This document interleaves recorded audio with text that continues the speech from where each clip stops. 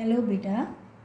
आज की वीडियो में इस वीडियो में मैं आपको लेक्स के बारे में पढ़ाऊंगी। ठीक है, लेक्स मतलब झीलें, है ना। लास्ट टॉपिक है हमारा इस लेसन का, ड्रेनेज का। तो सबसे पहले हम देखते हैं कि लेक्स किसे कहते हैं। Define the lake, what is the lake. तो lake it is a body of water that is surrounded by land, है ना। एक ऐसा एरिया कि जो चारों तरफ उसकी लैंड है और बीच में पानी है। ठीक, तो उसे हमने क्या नाम दिया, उसे हमने लेक कहा है। ठीक है, हम ये भी लिख सकते हैं और हम ये भी बता सकते हैं कि लेक्स जो होती हैं, लेक्स का ही जो लार्ज एक्सटेंट जो होता है उसे हम सी कहते हैं, समुद्र। ठीक है, तो लेक किसे कहते हैं, एक ऐसा एरिया जो चारों तरफ से लैंड से घिरा हुआ है और बीच में उसके पानी है। ठीक, अब देखो हम इनकी कैरेक्टरिस्टिक्स देख लेते हैं कि अब कुछ लेक्स जो होती हैं, कुछ सम जो होती है, they are some lakes are permanent, है ना, कि वो उनमें 12 महीने पानी रहता है। ठीक, सम कंटेन वाटर ड्यूरिंग रेन, कुछ लेक्स ऐसी होती हैं वो जब बारिशें होती हैं तभी उनके अंदर पानी आता है। ठीक है, कुछ झीलें जो होती हैं, some are the result of the action of glaciers, है ना। कुछ झीलें जो होती हैं, जो लेक्स जो होती हैं वो ग्लेशियर्स की वजह से बनती हैं। ठीक, कुछ झीलें जो होती हैं सम फॉर्म बाय विंड, हवा की वजह से बनती हैं, कुछ रिवर के एक्शन की वजह से बन जाती हैं और कुछ ह्यूमन एक्टिविटीज़ की वजह से भी बनती हैं। ठीक है, अभी हम नीचे पढ़ेंगे कि कैसे कैसे सब होता है। ठीक है, तो देखो सबसे पहले हम देखें कि मैंने आपसे बताया ना कि रिवर एक्शन की वजह से भी लेक्स बनती हैं। तो देखो ऑक्सबो लेक ऐसे ही बनती है। क्या होता है, when a meander in a river is cut off from the main channel. देखो क्या है कि ये नदी जो है ये फ्लो कर रही है, ठीक है, अपने फ्लो में आ रही है। अचानक से क्या, ये मेंडर यानी सर्पाकार, ऐसे सांप ऐसे चलता है ना। तो देखो ये क्या हुआ कि ये ऐसे चल रही थी लेकिन अचानक से कुछ हिस्सा जो है ये नदी से, मेन रिवर से कट ऑफ हो गया। ठीक है, और नदी अपने उसी ट्रैक पर आ गई है। ये बीच में तो ये झील क्या बन गई, तो उसमें पानी तो है क्योंकि वो नदी थी पहले, है ना। तो ये क्या बन गई हमारी ऑक्सबो लेक। ठीक है, तो इसको हम ऑक्सबो लेक कहते हैं। तो when A meanders in a river is cut off from the main channel, है ना, आपने देखा ना वो मेन चैनल से कट ऑफ हो गया था ना मेंडर जो था, तो इस वजह से वो लेक बन गई थी। अब देखो कि spit and bath from lagoons, अब ये भी भाई कैसे होता है। तो देखो ये स्पिट और बार्स जो होते हैं ये क्या है, ये लेगून्स बनाते हैं। लेगून्स क्या है, ये भी झीलें हैं। अब ये स्पिट एंड बार्स क्या है, ये कोस्टल फीचर है ना। कोस्टल फीचर यानी समुद्र के तट किनारे पे बनी हुई फीचर्स हैं।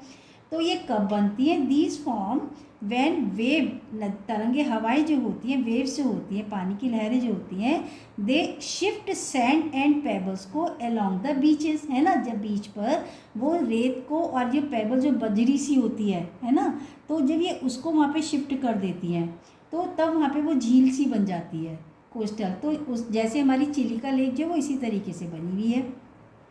फिर देखिए टेक्टोनिक लेक, है ना। टेक्टोनिक लेक, अब ये जो है हमारी भाई टेक्टोनिक लेक यानी हमारी अर्थ के नीचे जो प्लेट्स हैं उनके बीच में नीचे हलचल होती रहती है, तो कभी कभी उनमें ब्रेक आने लगते हैं तो वहाँ पे स्पेस बनता है, तो वहाँ पे झीलें बन जाती हैं। तो ये टेक्टोनिक एक्टिविटी की वजह से जो लेक बनी है वो वूलर लेक इन जम्मू कश्मीर।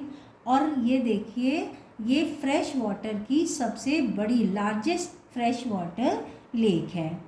अब हमने कहा था ना ह्यूमन एक्टिविटी की वजह से भी लेक बनती है। तो यहाँ पे lakes due to damming of water, है ना। तो जब हम नदियों के ऊपर डैम बनाते हैं तो पानी को पीछे स्टोर करते हैं ना, ले जाते हैं। तो देखो for generation of hydel power के लिए भी लेक फॉर्म की जाती हैं। तो एग्जाम्पल हम देख सकते हैं गुरु गोविंद सागर लेक। ठीक है, अभी मैंने आपको बतला था कि कुछ जो लेक्स जो होती हैं they are the result of the action of glaciers, है ना। ग्लेशियर यानी बर्फ़ के जो पहाड़ होते हैं। तो देखो कभी कभी क्या होता है कि जो ग्लेशियर्स जो होते हैं दे डग आउट ए बेसिन, और उस बेसिन में बाद में क्या होता है वो बर्फ़ जब मेल्ट होती है तो वो पूरा का पूरा जो है एरिया जो है पानी से भर जाता है ना, was later filled with water, है ना। तो देखिए ये जो देवताल ग्लेशियर लेक जो है ना, ये ग्लेशियल ओरिजिन ही है और ये गढ़वाल हिमालय के अंदर है और हाईएस्ट ग्लेशियर लेक है ये हमारी कंट्री की। ठीक, अब देखो हम लोग पढ़ते हैं कि इम्पोर्टेंस क्या है लेक्स की। देखो नदियाँ झीलें जो होती हैं वो हमारे किस किस काम आती हैं ना, क्या क्या हम उनका यूज़ क्या है, उनकी इम्पोर्टेंस क्या है। तो number 1 hydro electric power generation, बिजली जनरेट की जाती है। अभी अभी हमने ऊपर हम पढ़ कर आए हैं lake due to damming of water, है ना, तो वो generation of hydel power example हमने गुरु गोविंद सागर का पढ़ा। रेगुलेटिंग रिवर फ्लो, लेक्स जो होती हैं ये नदी के बहाव को भी कंट्रोल करती हैं, है ना। जब नदी में जब ओवर फ्लडिंग होने वाला हो तो उसमें से नदी में चैनल काट दिए जाते हैं अलग, है ना, तो लेक बना दी तो वो फ्लो कंट्रोल हो गया। क्लाइमेट को मॉडरेट करती है, जहाँ भी लेक्स होती हैं तो वहाँ का जो क्लाइमेट होता है वो बहुत अच्छा हो रहता है। मेंटेन द एक्वेटिक इकोसिस्टम को भी ये मेंटेन करके रखती हैं। नेचुरल ब्यूटी को एनहेंस करती हैं, है ना, जहाँ भी झीलें होती हैं लोग घूमने जाते हैं, देखने जाते हैं, अच्छा लगता है। और सबसे बड़ी बात देखिए सोर्स ऑफ फूड, अब दिमाग में आती भी है लेक्स जो होती हैं वो सोर्स ऑफ फूड कैसे होती हैं, क्योंकि लेक्स के अंदर जो वाटर फिश जो होती है, फ्रेश वाटर फिश जो होती है ना, तो ये प्रोटीन प्रोवाइड करती है, प्रोटीन फूड प्रोवाइड करती है।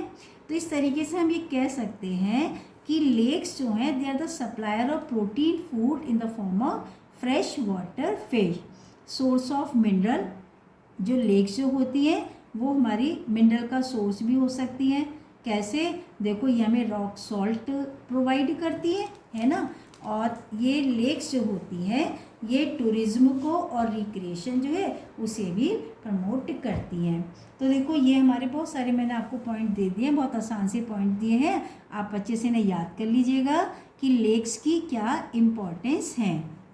अब हमारा लास्ट टॉपिक है कि रिवर पॉल्यूशन। ठीक, तो देखिए सबसे पहले हम पढ़ते हैं कि रिवर पॉल्यूशन के कॉजेज़ क्या क्या हैं। ठीक, तो देखो ड्यू टू रैपिड अर्बनाइजेशन यानी शहर तेज़ी से डेवलप होते चले जा रहे हैं। जितने ज़्यादा अर्बनाइजेशन होगा, अर्बनाइजेशन यानी increment of the population in the cities, तो उतना ही ज़्यादा पानी का कंजप्शन बढ़ जाएगा बच्चों, है ना, और तो पानी के ऊपर, फ्रेश पानी के ऊपर प्रेशर पड़ेगा, और उतना ही देखो कि बहुत तेज़ी से इंडस्ट्रियलाइजेशन हो रहा है। और डोमेस्टिक यूज़ के अंदर हम देखें म्यूनिसिपल और industrial demand for water is growing. इन सारे कारणों की वजह से पानी की जो डिमांड है वो लगातार बढ़ती जा रही है। ठीक, demand for agriculture of water is increasing. भाई देखिए जैसे जैसे पॉपुलेशन इंक्रीज़ होगी तो उसके लिए फूड भी तो उतना ही ग्रो किया जाएगा। जब अनाज पैदा किया जाएगा तो एग्रीकल्चर इंक्रीज़ होगी, और एग्रीकल्चर बिना in the absence of water not possible, है ना। तो जितनी ज़्यादा एग्रीकल्चर एक्सपेंड होगी उतना ज़्यादा वाटर का कंजप्शन जो है वो होगा। ठीक है, heavy load of untreated sewage और इंडस्ट्रियल एफ्लुएंट, है ना, तो देखिए एम्पटाइट इनटू द वाटर। अभी क्या होता है कि बहुत सारी जो फैक्ट्री हैं वो क्या करती हैं, और एक हमारे जो सीवेज जो है, नाले जो हैं, उनसे भी अनट्रीटेड जो हैवी लोड अनट्रीटेड जो सीवेज का पानी जो है वो नदियों में छोड़ दिया जाता है। इंडस्ट्री जो है वो अपना एफ्लुएंट जो है वो बिना ट्रीटमेंट प्लांट लगाए, बिना ट्रीट किए उनको जो डायरेक्ट नदियों के अंदर डिस्चार्ज कर देती हैं। तो ये जिसकी वजह से रिवर के अंदर पॉल्यूशन जो है वो हो रहा है। इसका रिजल्ट क्या पड़ता है, देखो नदी का पानी अगर गंदा होगा तो this affect the quality of water, है ना, कि भाई इससे पानी की क्वालिटी के ऊपर बुरा असर पड़ेगा। ठीक है, और and the self cleansing capacity of the river, क्योंकि नदी जो है वो उसके अंदर खुद में कैपेसिटी होती है अपने आप को प्योर पानी को सही प्योर करने की, है ना, क्लीन करने की, लेकिन वो भी नहीं कर पाएगी जब उसमें पॉल्यूटेंट इतने ज़्यादा हो जाएंगे।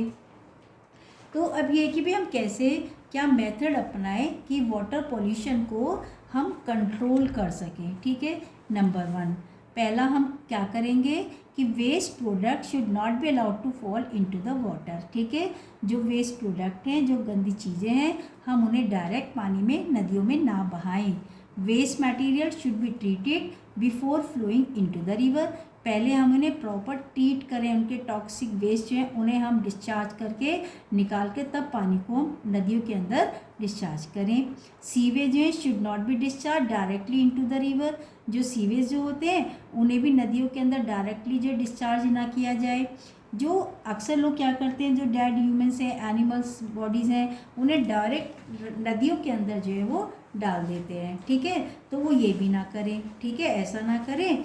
और सबसे बड़ा ये कि भाई reducing the use of chemical fertiliser, है ना, खेती के अंदर जो केमिकल फर्टिलाइज़र्स होते हैं उनका हम कम से कम इस्तेमाल करें, क्योंकि लास्ट स्टेज पर आकर के वो नीचे जा कर के ग्राउंड वाटर को भी वो पॉल्यूट करते हैं, गंदा कर देते हैं।